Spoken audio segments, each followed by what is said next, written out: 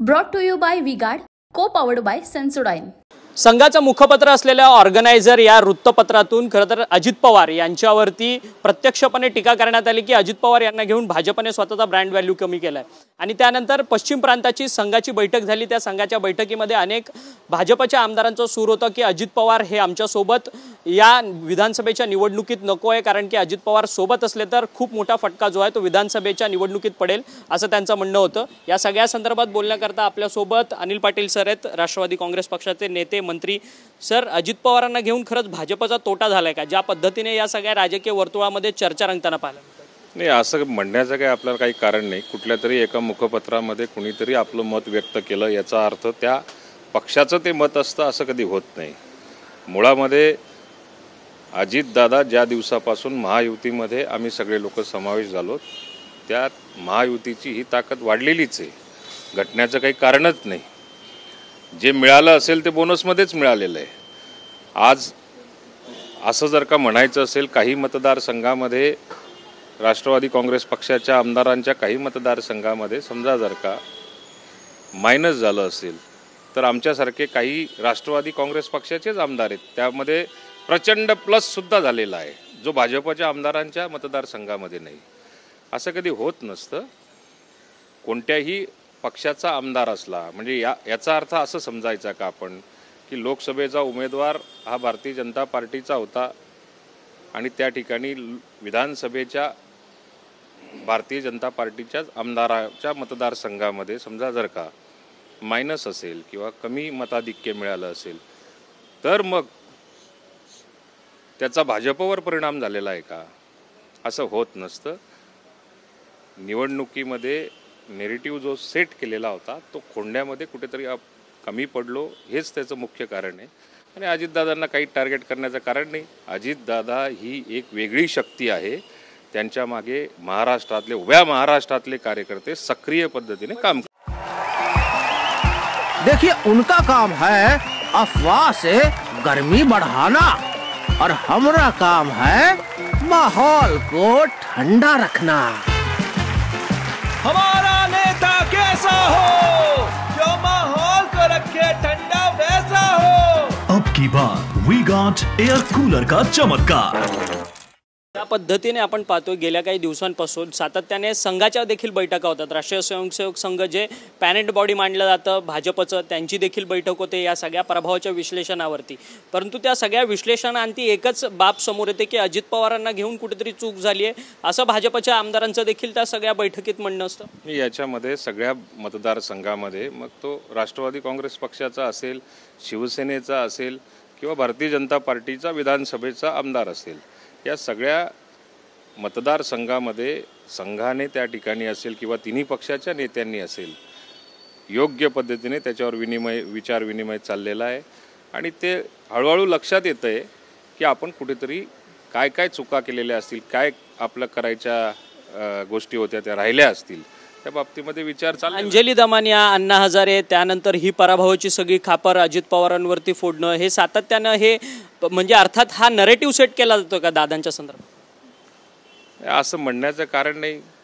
यशाचे धनी सगळे असतात, अपयशाचं खापर मात्र कुणावर तरी फोडायचं असतं, म्हणून तशा प्रकारचा थोडाफार प्रयत्न केला जातो। पण राजकारणामध्ये असं काही कोणी सांगितल्यानंतर त्याचा जय पराजय असं होत नसतं। शेवटी पक्षाची ताकद ही राष्ट्रवादीची वेगळीच आहे।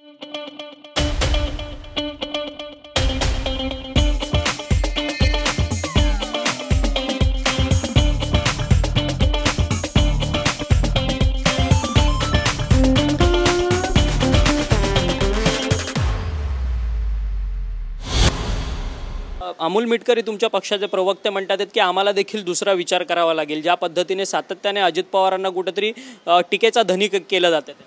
हे अमोल मिटकरी साहेब काय म्हणले हे मी काही बघितलं नाही, परंतु हा त्यांचा तो वैयक्तिक विचार असेल।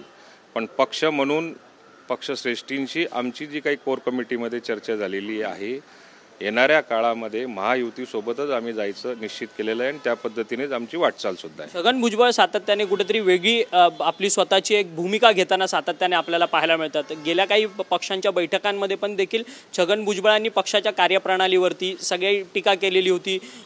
विधानसभेमध्ये सर्वाधिक जास्त जागा घ्या जेणेकरून आपल्याला सर्वाधिक चांगला परफॉर्मन्स मिळवता येईल. आणि त्यानंतर काल छगन भुजबळ यांनी एका वृत्तवाहिनीशी बोलताना सांगितलं की मी राष्ट्रवादीसोबत आहे, मी अजित पवारांसोबत नाही म्हणून. नाही, राष्ट्रवादीचा प्रत्येक कार्यकर्ता हा राष्ट्रवादीसोबतच आहे, कुठल्या व्यक्तीसोबत असतो असं म्हणण्याचं काही कारण नाही. अजितदादा हे आमचे नेते आहेत आणि नेते असल्यामुळे त्यांच्या पाठीमागे त्यांच्या नेतृत्वाला आम्ही मान्य केलेलं आहे.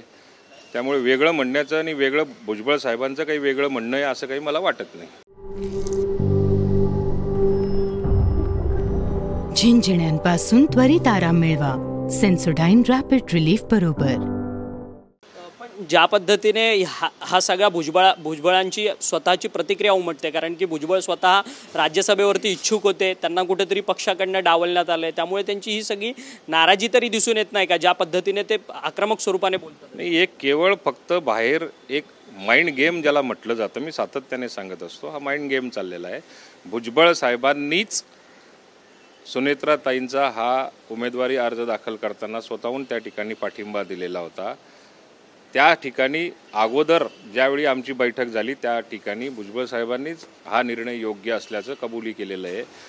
ते 2 दिवस आधीही सोबत होते, 2 दिवस नंतरही सोबत होते, तरीसुद्धा ह्या पद्धतीच्या बातम्या चालून किंवा ह्या पद्धतीचं बाहेर जनतेमध्ये मिसगाईड करण्याचा कार्यक्रम जो चाललेला आहे तो कुठेतरी थांबला पाहिजे. भुजबळ साहेबांचं याच्यामध्ये कुठलंही मत नव्हतं. शिक्षक मतदारसंघाची निवडणूक लागली आहे. नाशिकच्या शिक्षक मतदारसंघातले जे महाविकास आघाडीचे उमेदवार आहे संदीप गुळवे, त्यांच्या प्रचारार्थ आता प्रचाराचे बॅनर जे आहेत त्या बॅनरमध्ये तुमचे नरहरी झिरवळांचा फोटो जे की तुमच्या पक्षातले नेते आहेत. मुळातच महायुतीचा उमेदवार जर का असेल तर महायुतीच्या उमेदवाराचा प्रचार करण्याचा आदेश पक्षाचे राष्ट्रीय अध्यक्ष असतील, प्रदेशाचे अध्यक्ष असतील, त्यांनी आम्हाला दिलेले आहेत आणि त्याच पद्धतीने महायुतीच्या उमेदवाराचं काम केलं जाणार आहे.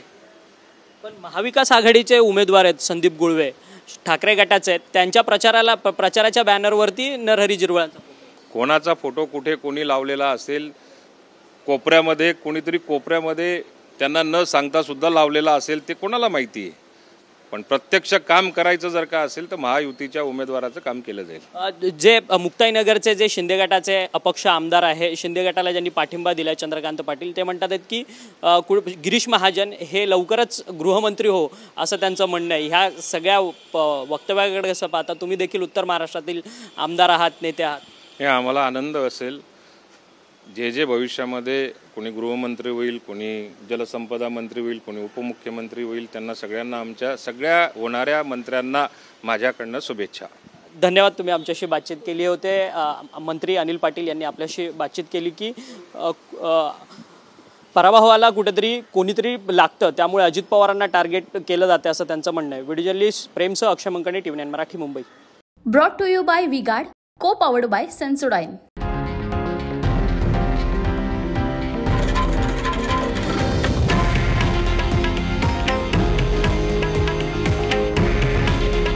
हे आहे देशातील नंबर 1 न्यूज नेटवर्क आणि आपण पाहत आहात TV9 मराठी. काळजी तुमची, हित महाराष्ट्राचं.